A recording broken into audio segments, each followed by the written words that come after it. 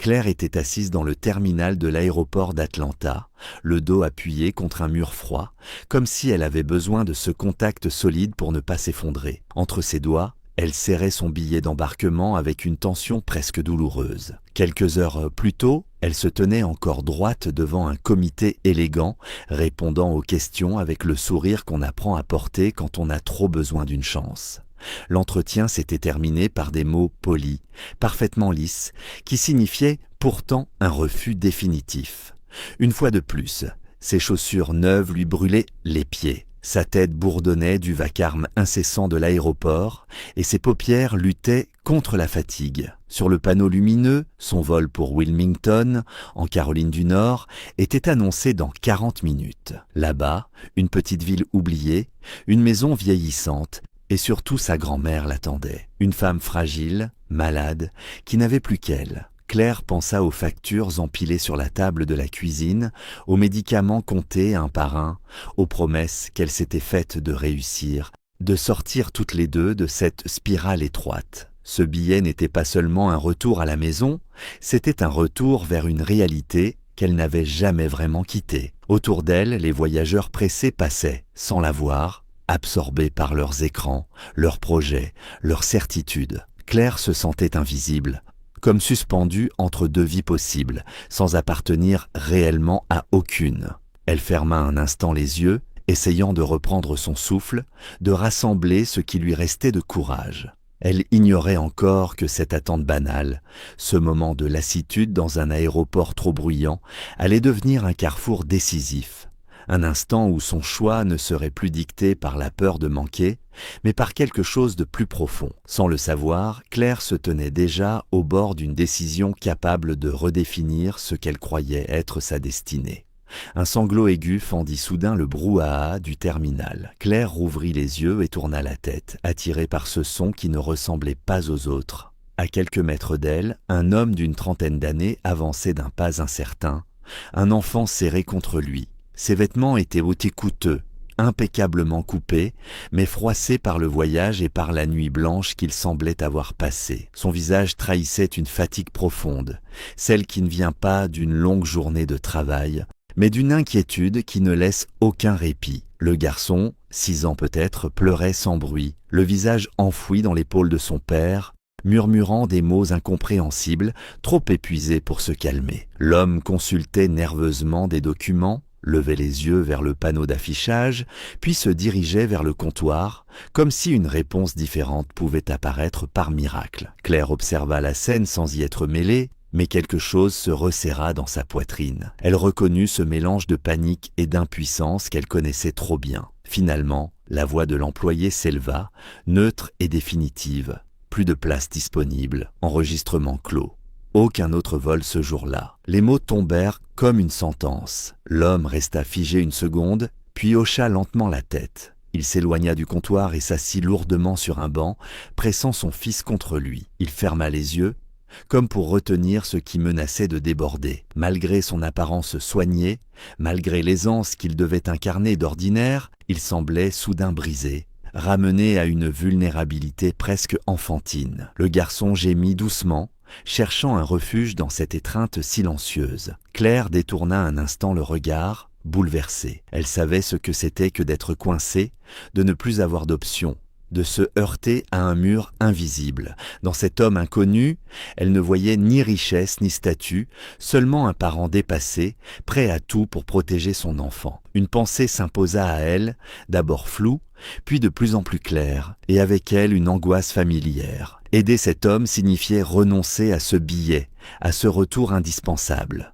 Elle sentit son cœur battre plus vite, consciente que ce qu'elle s'apprêtait à envisager allait la placer une fois encore face à un choix sans filet. Claire resta immobile quelques secondes, comme si ses pieds refusaient d'obéir à ce que son esprit avait déjà décidé. Autour d'elle, la vie continuait sans ralentir. Des annonces mécaniques, des valises qui roulaient, des rires lointains.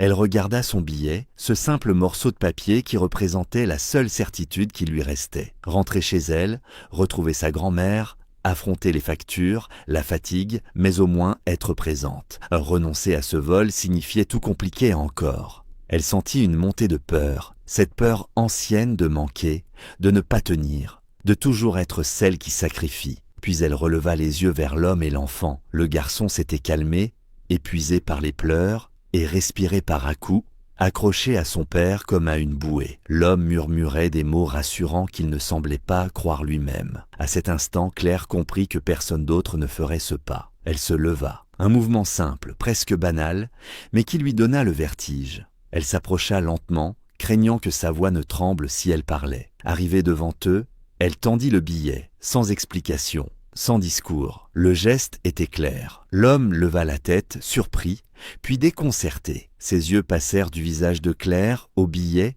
puis à son fils. Pendant un instant, il sembla incapable de comprendre ce qui se déroulait. Il prit enfin le coupon avec une délicatesse presque solennelle, comme s'il avait peur qu'il se dissolve entre ses doigts. Aucun mot ne sortit de sa bouche. Il hocha simplement la tête, les lèvres serrées, submergées par une émotion trop forte pour être formulée. Claire esquissa un sourire maladroit, puis recula, déjà envahie par un mélange de soulagement et d'angoisse. Elle regarda l'homme s'éloigner avec son fils vers la porte d'embarquement, jusqu'à ce que leurs silhouettes disparaissent dans le flux des passagers. À cet instant précis, elle réalisa qu'elle venait de se placer volontairement dans une situation encore plus précaire que la veille. Elle ne savait pas comment elle rentrerait, ni quand, ni avec quels moyens. Pourtant, contre toute attente, une chaleur discrète se répandit en elle. Pour la première fois depuis longtemps, son choix n'avait pas été dicté par la peur ou la nécessité, mais par une certitude silencieuse. Elle resta là,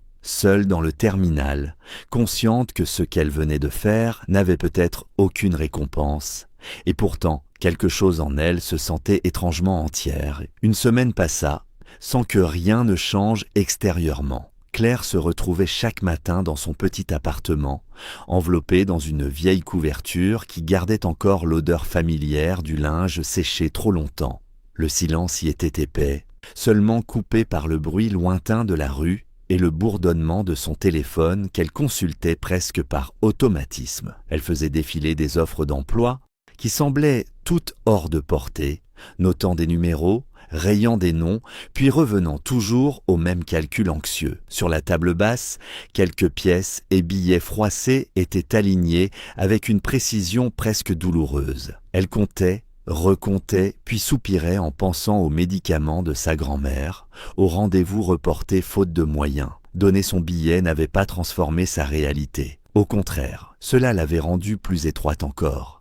Elle n'avait pas regretté son geste, mais certains soirs, la fatigue la poussait à se demander si la bonté avait encore sa place dans une vie déjà fragile. Elle se souvenait du regard de l'homme, de la manière dont il avait serré son fils contre lui, et cette image suffisait à apaiser ses doutes sans pour autant remplir le réfrigérateur. Ce matin-là, alors qu'elle s'apprêtait à appeler une pharmacie pour négocier un délai de paiement, la sonnette retentit. Le son résonna dans l'appartement vide comme une intrusion. Claire regarda l'heure, surprise. 9 heures. Personne ne venait jamais à cette heure-là. Elle hésita un instant puis s'approcha de la porte. À travers l'œilleton, elle distingua une silhouette familière sans parvenir à y croire. Son cœur se mit à battre plus vite. Elle inspira profondément avant d'ouvrir, partagée entre la peur d'une déception et l'intuition que quelque chose d'inhabituel se préparait. Derrière cette porte se tenait peut-être une simple coïncidence, ou bien la réponse silencieuse à un geste accompli sans attente. Claire posa la main sur la poignée, consciente que, quelle que soit la personne qui se trouvait de l'autre côté, ce moment marquerait une nouvelle bifurcation dans une vie déjà trop souvent forcée d'avancer sans garantie. Lorsqu'elle ouvrit la porte, Claire eut besoin de quelques secondes pour être certaine qu'elle ne se trompait pas. L'homme de l'aéroport se tenait devant elle, droit, calme, presque méconnaissable. Son costume était simple mais parfaitement ajusté, son visage reposé, et dans son regard brillait une assurance douce, loin de la détresse qu'elle avait vue quelques jours plus tôt. Dans ses mains, il tenait une chemise cartonnée qu'il serrait contre lui comme on le fait d'un objet important. Il se présenta enfin d'une voix posée, comme Daniel Harper. Il lui expliqua que la nuit du vol manqué avait été l'une des plus longues de sa vie. Son fils avait dû être opéré en urgence dès leur arrivée et l'issue avait été favorable. Il marqua une pause, comme pour mesurer le poids de ses mots, puis ajouta qu'il n'aurait jamais été à temps sans elle. Claire resta silencieuse, submergée par une émotion qu'elle peinait à contenir. Daniel lui confia ensuite qu'il dirigeait une grande entreprise de construction, mais il le fit sans ostentation, presque à contre-cœur. Ce détail comptait moins que ce qu'il avait ressenti ce soir-là. Il avait passé des jours à chercher la jeune femme qui avait renoncé à tout sans poser de questions. Lorsqu'il l'avait enfin retrouvée grâce à la compagnie aérienne, il avait compris qu'un simple merci ne suffirait pas. Il lui parla alors d'un programme solidaire que son entreprise souhaitait développer, d'un poste de coordination qui demandait plus de cœur que de prestige. Il lui tendit la chemise, sans promesse excessive, sans pression. Claire sentit ses yeux la brûler. Elle pensa à sa grand-mère, à l'aéroport, à ce billet tendu sans réfléchir. Elle comprit que ce geste n'était pas un investissement, mais un choix, et que certains choix, même s'ils semblent perdus sur le moment, finissent par revenir sous une forme inattendue. Elle sourit à travers ses larmes, non pas parce qu'une opportunité s'offrait à elle, mais parce qu'elle se sentait enfin vue. Daniel la salua avec respect, comme une égale. En refermant la porte, Claire sut que sa vie ne serait pas soudain parfaite, mais elle avait retrouvé quelque chose d'essentiel, la preuve que la bonté, même silencieuse, n'est jamais vaine, et qu'elle sait parfois retrouver le chemin de ceux qui l'offrent sans rien attendre. Chaque « j'aime » est un signe d'empathie, chaque commentaire une voix. Abonnez-vous pour faire vivre ces messages.